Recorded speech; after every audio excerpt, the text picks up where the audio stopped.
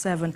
Well, let's return to one of our lead stories on the error bombing in Kaduna State, and I have joining me from our Abuja studio, former Senator representing Kaduna Central, Shehu Sani. Good to have you on the news at this time. So first off, let me quickly get your reaction now to the situation that happened in Kaduna, especially as this is not the first time we're having to hear such reports. What do you make of this?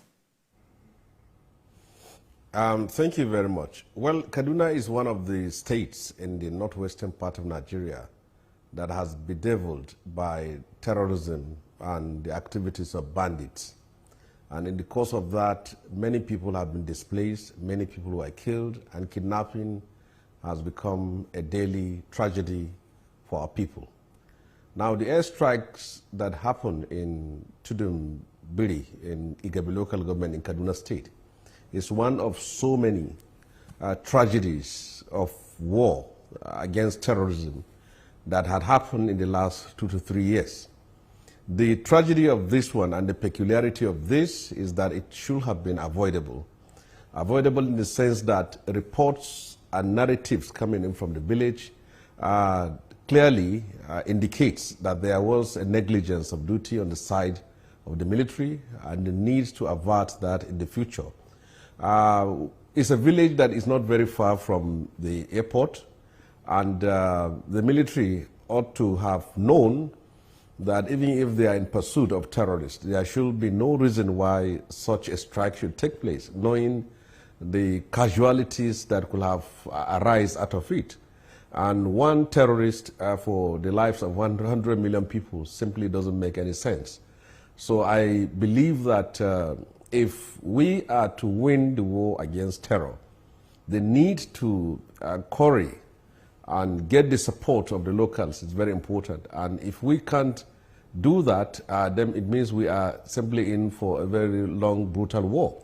But for now, I think the lessons should be learned, the mistakes have been made, and the need to make the corrections so that we can clearly, those in the positions of carrying out such operations can know the obligations of protecting the lives of people in the pursuit of the war against terrorism in that part of the country.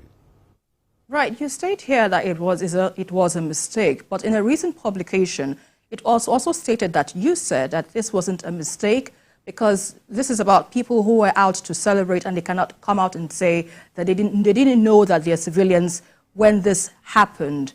What do you have to say about this? Why I said it was not a mistake is the reports we have gotten from the village. First of all is that there were 2 strikes. After the first strikes, the locals reported that they went about trying to collect the corpses of those that lost their lives. And then there was a second strike. You can't have 2 strikes and then call it a mistake.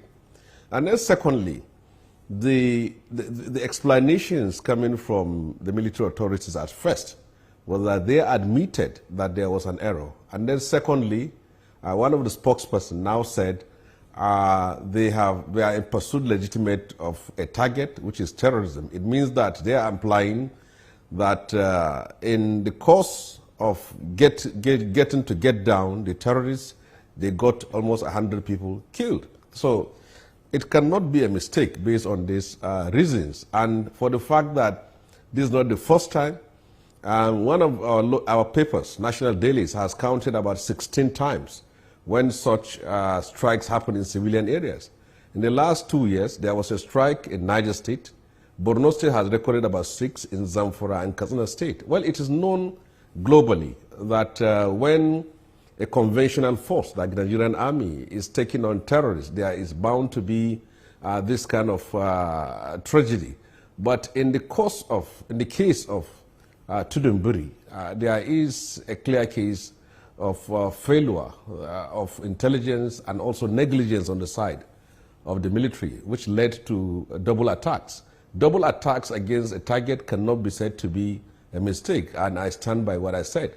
The point is that it has been done, and casualties have been recorded, and the need to avert that in the future is very important, while the government and the military has an obligation to ensure that compensation is done and the rebuilding of that village shall be done as been promised by the Vice President. This is very important because we can't win the war against terror if we are killing the very people we are supposed to protect. Nowhere in Kaduna State where terrorists have killed 100 people at a go like this. It's only happened with the Nigerian army. And let us go to the history of it. The very local government was where kidnapping took place some few years ago. There was Federal School of Agric Mechanization in Kaduna. It was attacked by terrorists. They kidnapped people, a ransom was paid. No terrorist was arrested.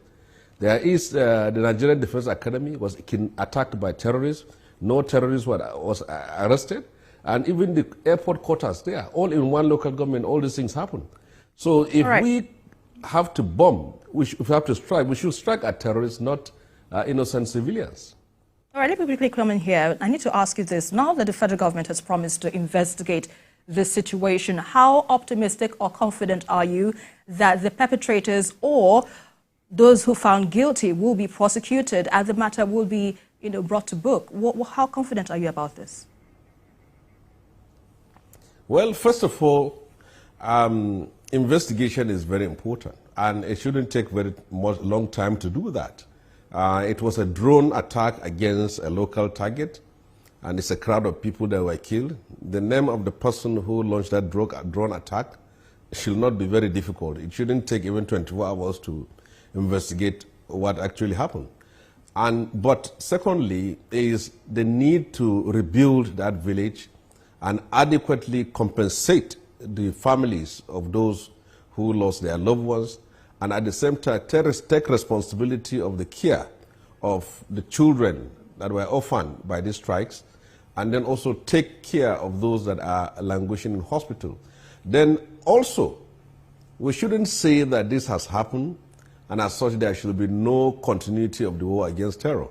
But the military authorities should now take serious cognizance of the need to protect lives of innocent citizens while they pursue their cause of getting down those terrorists. The promises made by federal government is good, to rebuild the village, to take care of the sick, and also to provide compensation. All these are good, but we have to see it take place, because though not this government, the past government have made several promises to communities that were ravaged by banditry, which has not been fulfilled.